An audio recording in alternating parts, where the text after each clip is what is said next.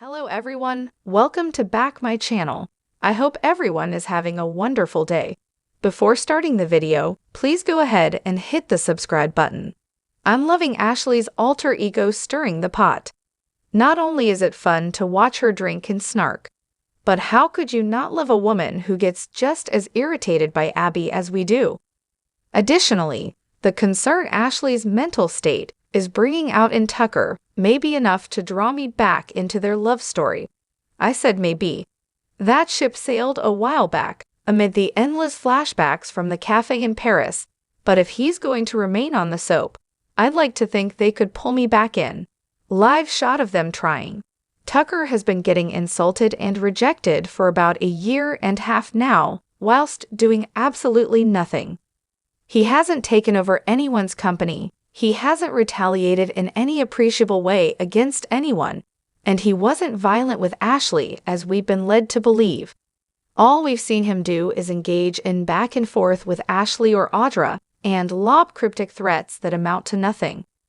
I didn't bat an eyelash when Audra dumped him because we've been there, done that over and over. That said, I found it ironic that Audra would call out Tucker for not being able to see how Ashley sucks him back in, given that she can't see how Tucker sucks her back in time and again. Case in point, she tells him she's done, and he shows up at her door to wheedle, and she listens. It won't be long until they're back in the sack. In related commentary, the Audra and Sally friendship was a fun and unexpected twist. I'm interested to see where it goes. Jordan is simply too delicious a villainess to kill off, so I'm glad Young and Restless is finding ways to keep her story going. With that said, it was totally weird for Victor and Nick to leave her locked up in a dungeon when they're all too well aware of her Houdini-like ability to escape.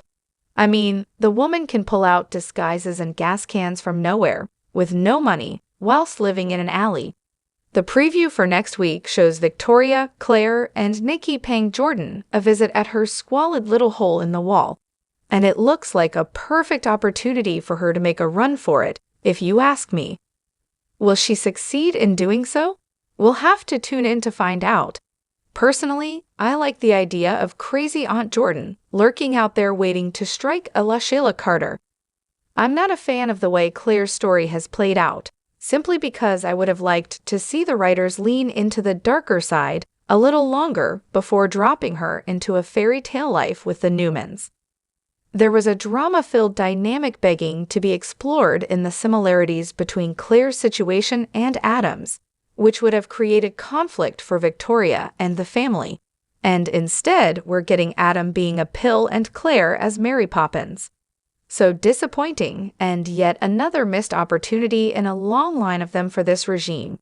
Why did I call Claire Mary Poppins? Because it looks as though her future is as Harrison's next nanny. The writing is on the wall. Watch for more on what's ahead for Claire next week.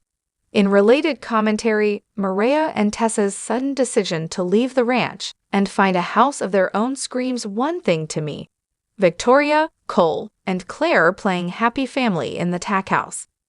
Just as we were getting all, lathered up about Summon's Young and Restless put Summer back in Kyle's orbit.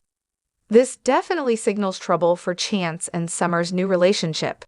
Exactly how it will play out remains to be seen, and I have new ideas about that, but it's a comin'. Watch for a follow-up story to this one next week. Listen, I totally understand why Daniel and Heather wanted to get back together, and I love that they went about it in a soapy way, even though the reveal was lame. Do I love Lily being hurt? Of course not, but I'm hoping against hope it will propel her down a more interesting path. For starters, I thought it was hilarious that Heather and Daniel assume they'll still be working at Chancellor Winters. New Lily should definitely axe them, or at the very least Heather, if we're being realistic. Daniel's Omegasphere may be too entrenched to let him go.